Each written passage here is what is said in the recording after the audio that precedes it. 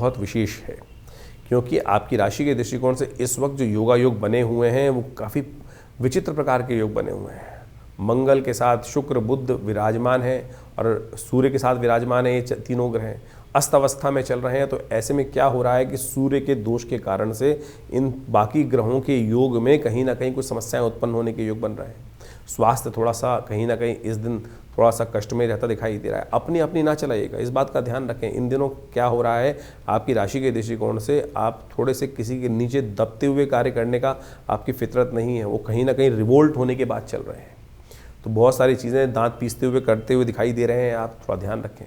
सूर्य का दोष है, उसको ठीक करने के लिए एक उपाय करें। इस दिन मंदार के पुष्प लेकर, उनको मंदार के जो पुष्प हों उनको विशेष तौर पर लेकर या उनके पत्ते लेकर आप एक काम करें, किसी चलते पानी में प्रवाहित करने का प्रयास करें। सुबह सुबह ये उपाय कर लीजिए, दोपहर से पहले पहले बहुत कल्याणकारी योग बनेगा। ओम भानवे नमः सूर्य का नमन देते हुए चलते पानी में मंदार के पत्तों को रख के प्रवाहित कर दीजिए, ये कल्याणकारी योग बनेगा। आपके लिए शनि भी ठीक होगा आपका।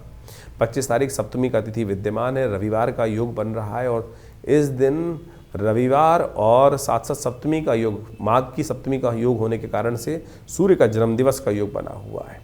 ग्रह नक्षत्रों की चाल जो है वो परिवर्तन की तरफ जा रही है। सुबह थोड़ी हल्की दिखाई देती है, लेकिन शाम आते आते ग्रहों ने एक नई शक्ति का योग, नए विचार का योग, नई चीज़ों की समझ का योग आपके मनोमस्तिष्क में आता दिखाई देगा। बिल्कुल ग्रह परिवर्तन की तरफ जाएंगे। सुबह कोशिश करें भगवान सूर्य का जन्मदिवस अवश्य मनाएं। ये तिथि बहुत खास है, आपके लिए कल्याणकारी योग लेकर आई है। रवि योग भी विद्यमान है, नए कार्यों को आरंभ करने के लिए दिन अच्छा दिखाई देता है। सुबह जो हल्की दिखाई दे रही है चिंता ना कीजिएगा, शाम को बिल्कुल विपरीत स्थिति आपकी राशि में उत्पन्न होने के योग बनेंगे। भगवान सूर्य का जन्मदिवस आनंद से यदि मनाया, यानी भानु सप्तमी यानी सूर्य का जन्मदिन। अनादिकाल में सूर्य इसी दिन से प्रकाश देना आरंभ किए थे। माघ मास की जो शुक्ल पक्ष की सप्तमी होती है उसको भानु सप्तमी कहा जाता है। भानु सप्तमी सूर्य का जन्मदिवस के रूप में मानी जाती है और इस बार अद्भुत योग बनकर तैयार हो रहा है कि रविवार भी है और भानु सप्तमी का योग भी बन रहा है। और यदि आपकी राशियों के दृष्टिकोण से देखा जाए तो जो प्रभाव है वो आप अच्छे से समझ लीजिए।